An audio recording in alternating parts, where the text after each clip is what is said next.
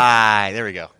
I want to be respectful of people's time today. There are a number of folks that need to leave early and catch flights or go back to the other things, the logistics that they have getting out of the show. So I want to go ahead and get us started. Feel free to continue to fill your coffee and plates with food and drink. We definitely don't want to limit that. There's a lot of food over there still left. So, all right. So I wanted to thank everyone for coming to the inaugural Lehman Awards breakfast held by NAPF and sponsored by Greenfield's Outdoor Fitness. We're very pleased that Sam and his team encouraged us to put this on. I don't think this would have happened without Sam's encouragement, and we really appreciate that. We also want to recognize another great sponsor, the United States Tennis Association. Todd is here, there in the back, and we really appreciate the USTA's support for our organization and allowing us to come alongside them in all of the great, fantastic things that they're doing. We talk a lot about mission, vision, and values in the NAPF world because that's what we help organizations establish and adhere to.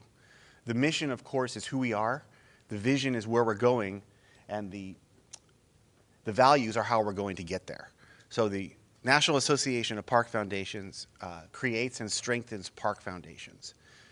We intend to do this by best practices of nonprofit organizations specifically related to park foundations, which are somewhat unique in that there's not a lot of nonprofit organizations that have to so closely come alongside and work with a public agency.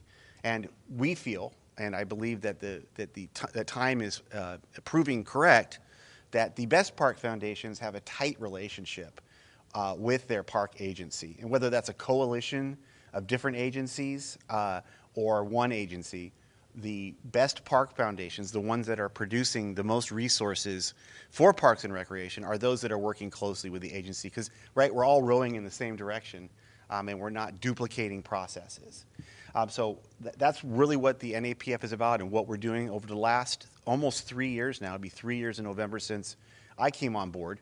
We were developing the programs and best practices and services and webinar series and educational series and beefing up our online resources and working with other organizations to be able to better communicate what will make a successful park foundation. And I mean, I try to count, but I have at least interacted with 47 park foundations, either that are in startup mode or restarting from another state. It doesn't seem like a lot, but the amount of time that we spend with them is considerable, and it has given us a strong reputation. So now that we're hearing from people who heard from people who heard from people, to come, if you want to get your foundation up and going, please reach out to NAPF. They have resources to help you do that. One of the main reasons park foundations are started in the first place is because they're a great way to close funding gaps. As fire and life safety and social services become ever more expensive to deliver, we're hearing about park agencies in big cities, and it'll be medium and small cities after that are having their park and recreation budgets reduced in order to cover other expenses. So obviously, what we need to do is we need to find a way to move the money from the haves to the have-nots, and park foundations are the best way to do that because it's a 501c3 organization. People like to give to C3s rather than government agencies, and so the Park Foundation is the best vehicle to do that. I did want to remind you of a couple of free resources that the NAPF has available to anyone who goes onto our website or our social media platforms. Obviously, our social media, if you're not following us on all the pages, please take an opportunity to do that. But we also have a podcast. The Foundation, a Parks People podcast, is on every single podcast application that you might come across, whether you're Spotify or Apple Podcasts.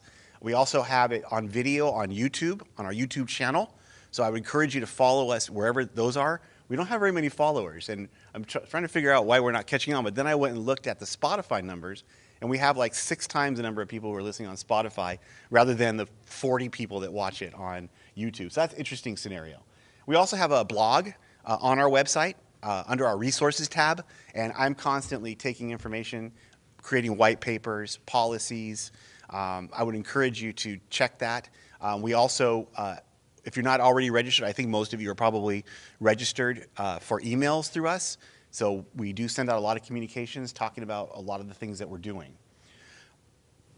At its core, the NAPF is a membership-based organization, though.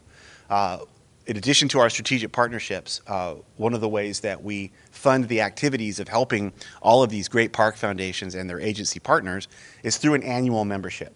So if your organization hasn't considered a membership with the NAPF, I don't think you necessarily have to need NAPF services to be a member. In the trade association world, it's very common for organizations that support the mission of their trade association to be a member, because being a member is it's good quality work in your industry. And we're supporting what you're doing, and we're supporting other park foundations that are just starting to come up. We've really been moving heavily into the area of training programs. Dr. Nathan Shamloffel, Associate Professor at Indiana State University, is our chief consultant, and we are working with other partners to develop a number of different training programs. This year we dropped our first program, which was an annual fundraising program. It was an 8-week online course. Got really high marks from the students that took it. We not only taught the act of creating a case statement and an annual fundraising plan, but we produced that plan, helped those students produce that plan. So not only do you get the education, but you get the actual final product. That's just one example. What we want to try to do is not just sit there and lecture people on how to do things, but walk them through the process of accomplishing those things. The program we have running right now, which actually starts on October 22nd, is called Establishing and Advancing a Park Foundation. It's a How Do You Start a Park Foundation 101, or what I call Park Foundation in a Box. And it's really a strong introduction to how to organize or reorganize a park foundation. If you're interested in that, you can always go to napf.org/events. And we have a lot of detailed information about that program. Again, it starts on October 22nd. So if you're interested at all, I wouldn't hesitate too much longer to take a look at that. In addition to strategic partnerships and membership, the NAPF also provides additional services at an additional cost. These are generally right now, and I'm sure this is going to expand as more needs are uncovered, but a lot of board training and board development. We have a very efficient 90-minute to 2-hour board training that I put on for you and your board.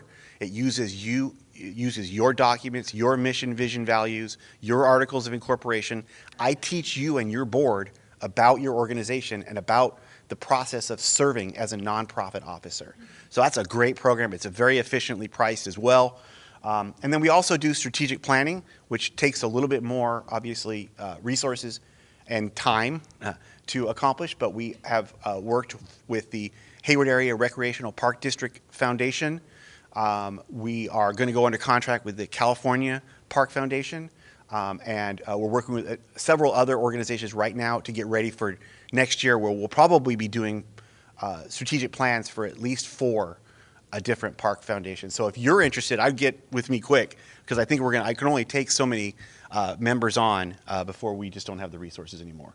And then finally, thank you. I want to thank all of our sponsors, and especially those that invested from our membership. So members investing in this organization is always great.